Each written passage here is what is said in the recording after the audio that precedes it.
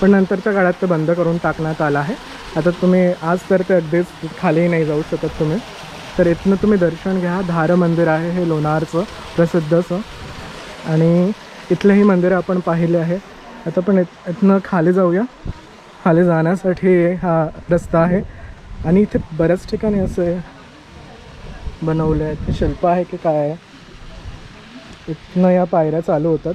धार मंदिराचं पाणी इथनं खाली जातं या भागातनं, आणि ह्या अशा सुंदरशा पायऱ्या आहेत ज्या तुम्हाला अगदी थेट सरोवरात घेऊन जातात.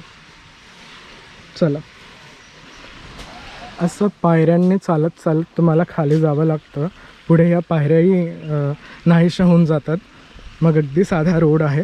पायवाटेने तुम्हाला सरोवरात, म्हणजे सरोवराच्या आसपासचे मंदिरं पाहावे लागतात.